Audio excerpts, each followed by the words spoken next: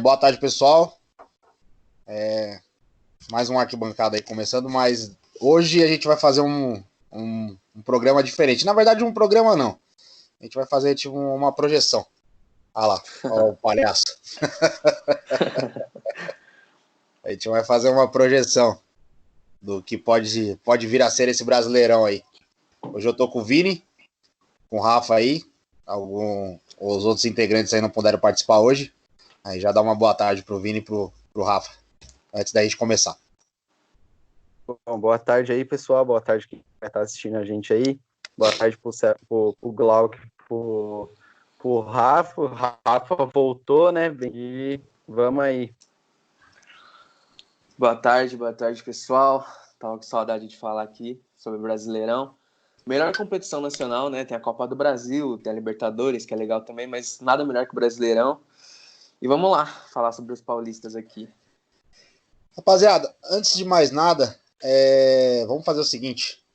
Vamos fazer aqui, pra gente ver se a gente consegue entrar num consenso. Quem briga pelo título? Antes da gente já eliminar essa parte, depois a gente entra na parte dos paulistas aí pra ver quem vai ficar em qual posição aí. Hoje, pra você, Rafa, quem briga pelo título? Eu vou colocar 4 times na disputa, mas é Brasileirão, né? Então sempre aparece alguma surpresa, enfim. Mas hoje eu creio que Flamengo, Palmeiras, Atlético e Grêmio estão na briga pelo título. E você, Vini? Eu acho, como o Rafa falou, é Brasileirão, né? A gente não pode firmar alguma coisa, porque além de ser Brasileirão, é futebol, né? E é pontos corridos, então é bem complicado. Eu acho que pelo futebol que foi apresentado, é o Palmeiras, o Flamengo, né? Que pelo time chega forte, mas não tanto pelo futebol apresentado. O Atlético Mineiro e o Grêmio aí. Eu acho que são os candidatos aí. Então, e lembrando, pessoal, aí que a gente tá fazendo uma projeção, tá? Não é que a gente tá falando que esses times aí vão chegar. Tudo pode mudar, tanto é que a gente tá falando aqui que é o Brasileirão. São pontos corridos e nada do que a gente tá falando aqui pode acontecer. Sim, sim. A gente tá fazendo uma projeção pelo início do campeonato. Agora, botando fogo nessa lista que vocês colocaram aí, Grêmio sem Everton Cebolinha e o Flamengo sem Jorge Jesus. Vocês acham que pode acontecer aí uma reviravolta e nenhum dos dois disputar o título? Então, a gente tá fazendo aqui, né, porque a gente vai estar postando na quarta-feira, que é quando realmente vai começar o Brasileirão para todas as equipes, né? Já teve uma rodada, e essa última rodada aí a gente viu que o Domenech lá, que chegou agora, mexeu muito mal no Flamengo, né? E a gente viu até que os jogadores do Flamengo acabaram se desentendendo um pouco ali dentro de campo, né? Uma coisa que antes era muito comum, o Bruno Henrique pegar a bola e deixar o Gabigol na cara do gol, não aconteceu. O Bruno Henrique teve diversas oportunidades que ele tentou finalizar, de vez tocar, e ele até pediu desculpa depois do jogo, mas assim, pelo retrospecto, por ser o atual campeão, eu acho que sempre o atual campeão chega forte, né, para a próxima competição. Então, o Flamengo, apesar de ter perdido, para mim, a principal peça do bom momento do Flamengo, ainda tem um time muito bom, né? Se souber fazer eles jogarem, dá para dar continuidade tranquilo no Jorge Jesus. E para você, Rafa? Grêmio sem Everton Cebolinha e o Flamengo sem Jorge Jesus. O Grêmio perde muito sem o Cebolinha, perde seu principal jogador, sua principal peça ali no setor ofensivo. Grêmio que, inclusive, hoje mesmo anunciou Robinho, ex-Palmeiras e Cruzeiro. Eu gosto muito do Robinho, mas sei que com certeza ele não está sendo contratado para substituir o Everton.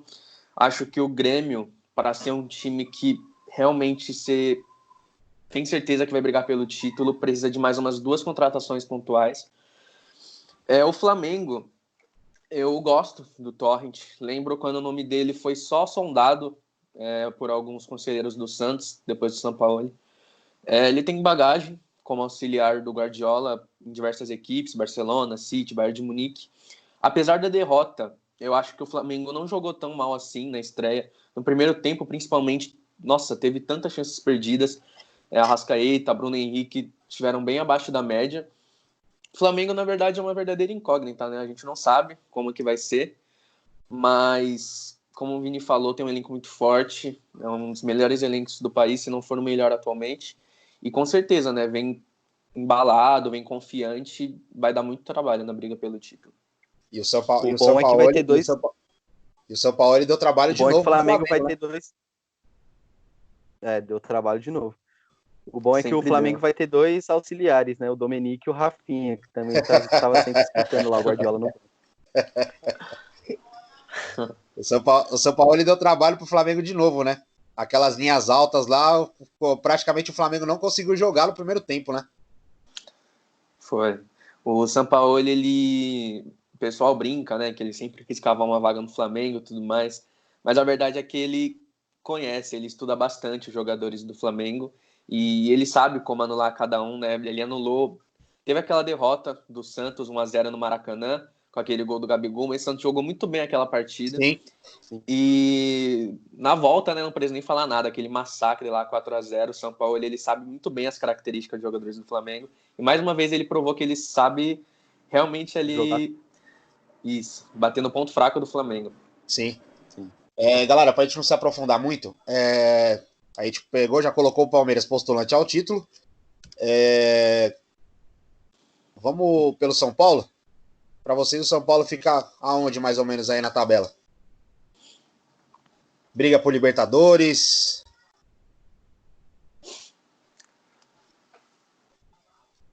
Eu acho então, que... Pode falar, Pode Vini, falar, Rafa, por favor. Não, fala aí. Bom, eu acho que o São Paulo está cercado de dúvidas. Fernando Diniz é uma delas. A gente não sabe até quando a diretoria vai ter paciência com ele. Acho que os problemas extracampo também influenciam bastante, né? Toda essa política com o Leco e os jogadores, enfim. Tem toda a polêmica dos salários do Daniel Alves. Está completamente conturbado politicamente. E todo ano muda treinador, muda elenco, chega jogador, chega reforço de peso. E a gente vê que nada muda. Eu acho que o melhor ano do São Paulo nesses últimos anos foi em 2018, se eu não me engano, com aquele time do Aguirre, que a diretoria cometeu uma loucura de demitir ele quando ele estava, acho que na terceira colocação, se eu não me engano, e decidiram demitir ele. Enfim, eu acho que não dá para a gente criar muita expectativa no São Paulo justamente por isso. Fernando Diniz, apesar de eu gostar das ideias dele, você precisa ter paciência com o trabalho dele, e a gente já sabe que a diretoria de São Paulo tem uma coisa que eles não têm a paciência. Então, creio eu que em 2, 3 derrotas consecutivas, o Fernando Diniz já vai estar deslizando. Infelizmente, né, não, apesar de não ser São Paulino, né, não poder muito, na minha opinião, eu acho que demitir um treinador assim com ideias boas, né, apesar dele já estar há algum tempo no São Paulo, eu acho que não é o certo a se fazer agora, até porque nosso mercado não tem tantas opções. Por exemplo, você vai demitir o Diniz, quem você vai contratar? E, enfim, São Paulo tem um elenco muito bom e eu acho que briga por Libertadores. Apesar de todos esses problemas, eu acho que o elenco de São Paulo briga sim por Libertadores. Vini? Eu concordo com o Rafa. Eu acho que o Diniz eu creio que se ele perder uns 2, 3 jogos seguidos ou até uma sequência mal com empates e derrotas, creio que ele rode. Ele já tá com um cargo meio balançado ali, né? Apesar de o São Paulo parece até os torcedores mesmo parece ter uma certa paciência ainda com o Diniz por conta do que apresentou já no primeiro, antes da paralisação, né? O São Paulo, a gente fez até um programa, acho que foi um pouco antes da volta, né, do Paulistão, e a gente comentou isso, que o São Paulo era entre os paulistas, era o futebol que estava sendo mais bem visto, né? Era o melhor futebol apresentado. Porém, não vem o resultado, né?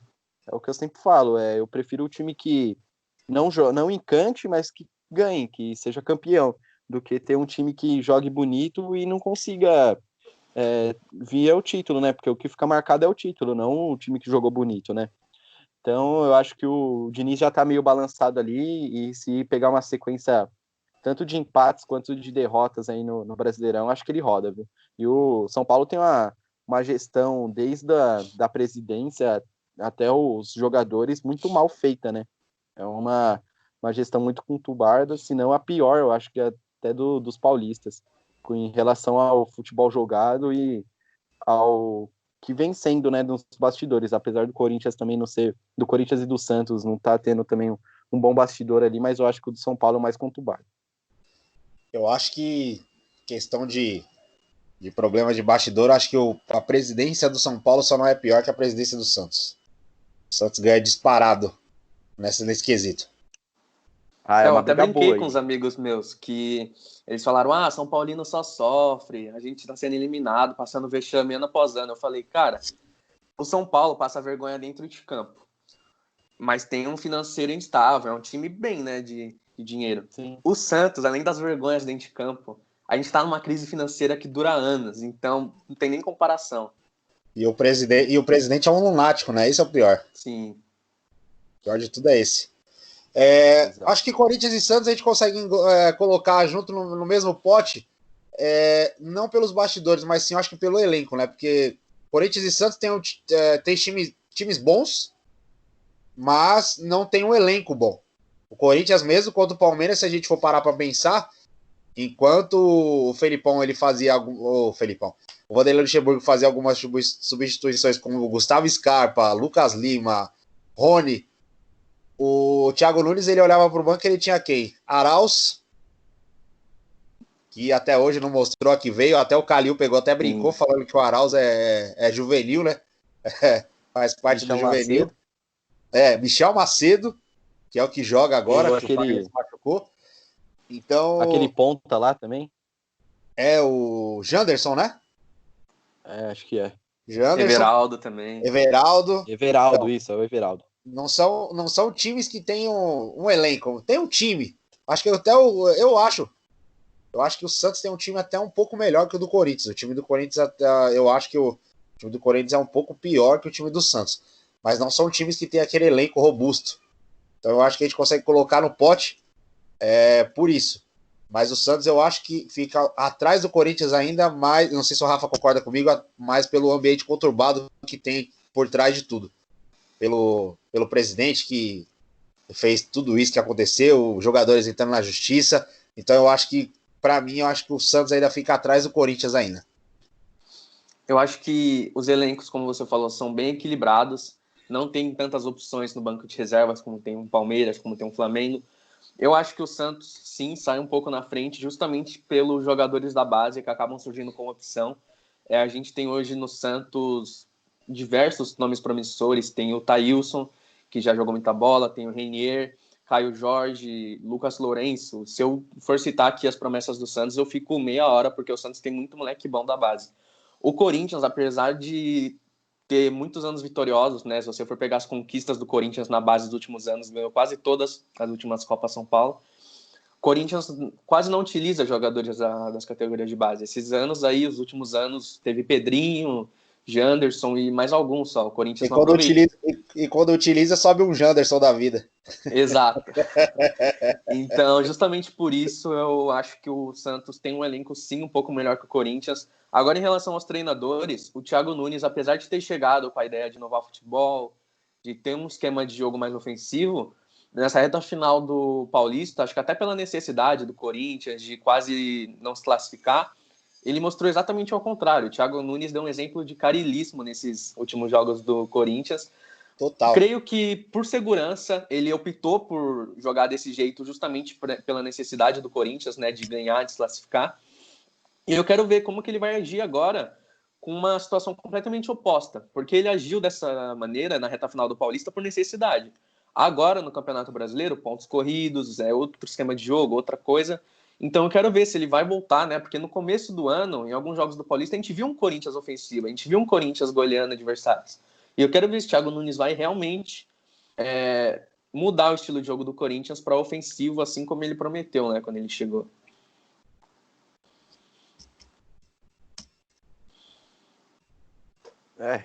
Eu acho que o que você falou do Thiago Nunes ter jogado mais retrancado, eu acho que isso a gente viu nos dois times, né? O Luxemburgo teve uma fala dele na entrevista coletiva de ontem que eu achei bem curiosa e eu achei que se passou pelo que o Palmeiras jogou, né? O Campeonato Paulista, ele é um campeonato de tiro curto. Então, um time grande não pode tomar duas porradas de uma vez. Então, eles têm que jogar um pouco mais preso mesmo, porque como o Corinthians fez de se erguer no campeonato, o time que tá bem podia também cair. Então, é um campeonato de tiro curto que você tem que jogar com cuidado, né? E eu vejo que o Corinthians, ele tem um elenco bom. Eu acho, não vejo o elenco não, o time do Corinthians, eu não vejo um time ruim por nomes, tanto que o time do Corinthians era até mais valioso, o time titular era até mais valioso do que o do Palmeiras, que entrou em campo nas duas finais. É um dado curioso, né? Porque você pega o Palmeiras tendo diversos jogadores renomados, mas o do Corinthians conseguia ser um time mais valioso ainda. E não é um time ruim. O problema são os jogadores, né? A gente vê o Luan muito mal. O Ramiro também não tá conseguindo ser o Ramiro que Sid foi Clay. no Grêmio. O Sid Clay. O Ramiro, ele jogando naquela posição mais aberto, eu não consigo entender o que o Thiago Nunes quer extrair dele ali, porque o Ramiro sempre foi um jogador de meio campo e sempre exerceu o meio campo muito bem, né? Sempre foi o cara ali que segurou o piano, que conseguia fazer o time jogar, que conseguia armar boas jogadas de trás, vindo de trás, municiar os atacantes, conseguia chegar para finalizar. Então eu não entendo o que o Thiago Nunes está querendo fazer ali com o Ramiro. E o time do Corinthians não é um time ruim. Eu acho que o Santos e o Corinthians têm um elenco bem parecido ali, porém eu acho que o time titular do Corinthians, por nome, consegue ser um pouco melhor do que o do Santos, não muita coisa. Porém, o que o Rafa falou do Thiago Nunes ter chegado com uma ideia e ter mudado, isso se passa também pelos jogadores, né, que tem no time, porque são jogadores que não têm o aspecto tão ofensivo. O Camacho, que trabalhava com o Thiago Nunes no Atlético Paranaense, não está conseguindo exercer o mesmo futebol que ele exercia lá no Atlético. Então, eu acho que o Corinthians não vai conseguir mudar o jeito de jogar, e isso pode cair em cima do Thiago Nunes, que, no meu ver, é um bom treinador. E já o Santos traz de volta o Cuca, não dá para entender. O Cuca saiu falando um monte do Santos, falando que o Santos não tinha boa administração, que não tinha isso, que não tinha aquilo, e volta com o Cuca. O Cuca, eu sou meio suspeito para falar dele, porque é um dos treinadores que mais me marcaram, né? Até por conta de ter tirado o Palmeiras da fila do Brasileirão em 2016. Porém, ele é um treinador que nos últimos anos vem pegando péssimos times, né? Ele pega os times e não consegue exercer o que ele exerceu no Palmeiras em 2016, o que ele exerceu no Atlético Mineiro. Ele volta para o Palmeiras em 2017, uma péssima gestão, um time muito mal treinado, que não tinha objetividade. Eu até fui no jogo que ele caiu contra o Bahia. O Palmeiras sai ganhando de 2-0 e toma um empate. Então, o Cuca, ele vem colecionando os maus trabalhos, né? Eu não consegui entender muito bem isso do Santos, mas é o que vocês falaram. O Santos tá sendo um reflexo no campo, o que vem se passando nos bastidores, né? Então, eu creio que o Santos, se não reformular aí, talvez não consiga nem chegar numa Libertadores aí.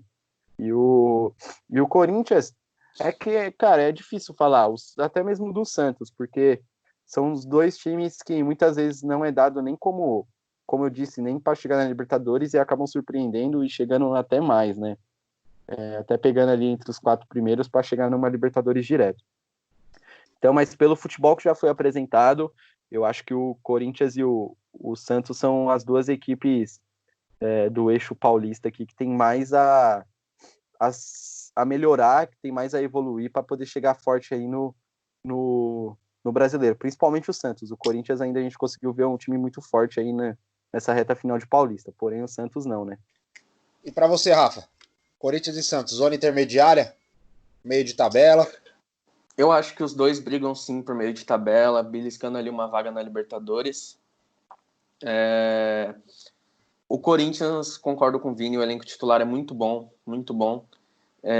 Uma peça que faz bastante falta quando não joga e que é muito importante quando está entre os titulares, acho que é o Cantillo, que para mim foi a principal contratação do Corinthians na temporada.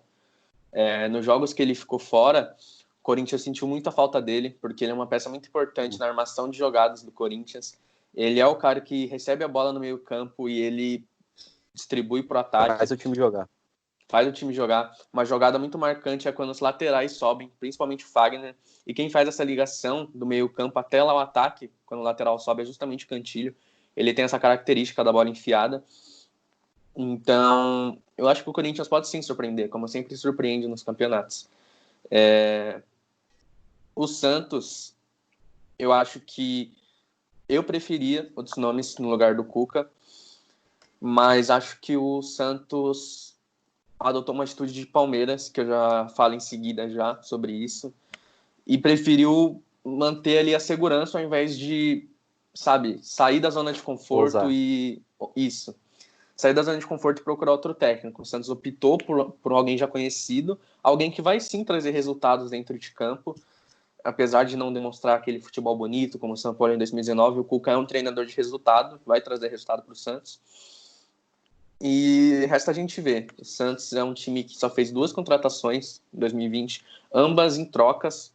Madison com o Grêmio por Vitor Ferraz e o Raniel pelo Vitor Bueno no São Paulo.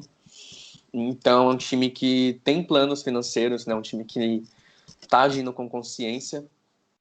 E vamos ver, né? De todos esses últimos anos, o Santos esse ano tá é uma verdadeira dúvida, né? Uma incógnita, a gente não sabe o que vai ser do Santos. O Vini falou, sempre surpreende. Ano passado ninguém colocava o Santos entre os favoritos e acabou se consagrando vice-campeão. Então é só a gente aguardar. Para finalizar, algum de vocês arrisca aí um possível rebaixamento? Entre os grandes de São Os Paulo, grandes? não. Eu também acho que não. Acho muito difícil. E você falou que o Cuca muitas vezes é um técnico de resultado, porém o Palmeiras de 2016 foi o time mais bonito que eu vi jogar assim do Palmeiras nos últimos anos.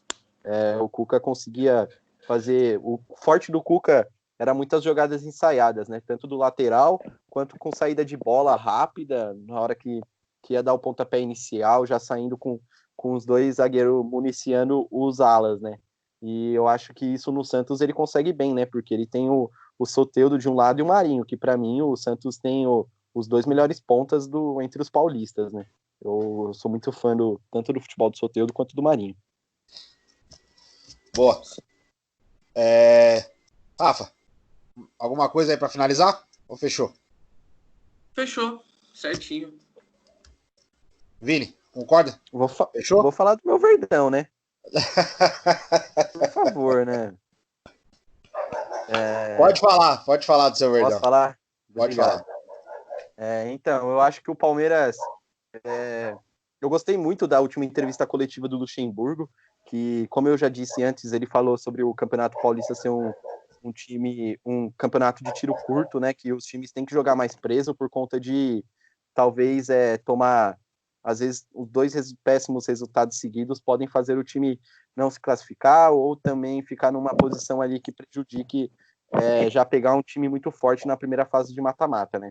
Então eu achei bem curioso isso e eu até peguei para analisar um pouco o Palmeiras jogando. Peguei os resultados aqui do Palmeiras na Libertadores. O Palmeiras jogando na Libertadores, eu até comentei com o Rafa isso, a gente ficava assistindo na aula os jogos da Libertadores.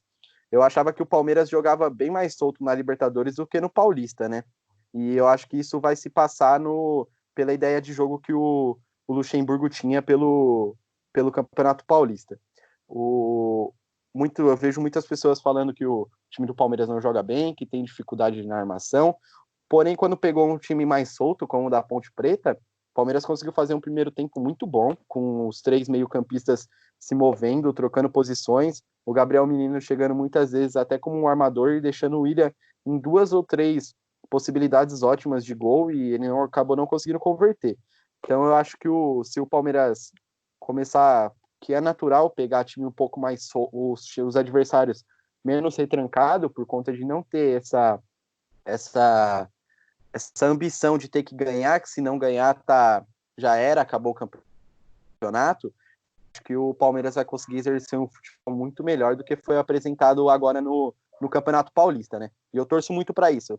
Tô ansioso pro jogo de quarta, porque eu quero saber como que o Palmeiras vai se comportar aí no Brasileirão, se vai ter o mesmo comportamento na Libertadores, que na minha opinião era um time muito mais solto, jogando muito mais leve, e tem de tudo aí para estar conseguindo fazer um bom campeonato, bom resto de temporada com o Luxemburgo. Eu acho que o título paulista fechou um elo ali que há muito tempo não tem no Palmeiras. Muito tempo o Palmeiras vem sofrendo, quando era o Felipão, apesar de ele ter uma identificação muito grande com o torcedor, eu vi que o Palmeiras acabou se afastando um pouco dos torcedores, tanto como fazendo algumas campanhas que não tinham muito a ver com o perfil do Palmeiras, e o Luxemburgo trouxe isso de volta, né? Ele falou que os torcedores, quando ele se apresentou, os torcedores seriam um atacante, né, dele no elenco. Então eu acho que o Palmeiras conseguiu fechar um elo muito bom aí, uma confiança muito grande que há tempos eu não venho vendo entre a torcida e o elenco do Palmeiras, né? Boa. E o seu Rony que coloque as barbinhas de molho aí, porque o Verão tá voltando, viu? E se ele tá pensando que ele Agora, vai. Se ele tá pensando que ele vai ficar com a vaguinha dele cativa lá, é bom ele começar a jogar bola. nada. Mas só que no segundo tempo, ele é jogador de segundo tempo. No segundo tempo contra o Corinthians ele jogou bem até. Ele jogou problema... bem porque entrou. Ele jogou bem porque entrou forte o Michel Macedo lá, né? Também. O problema dele é só a bola. Porque. Tirando a bola, tá tranquilo. Tá difícil, tá difícil. Ele tem que ter 20 quilômetros para correr. Ele tem que ir e voltar o campo todo para ele conseguir uma boa. Mas tá bom. É bem assim mesmo. Vai tomando confiança, vai voltar. Beleza? Fechado então? Fechou.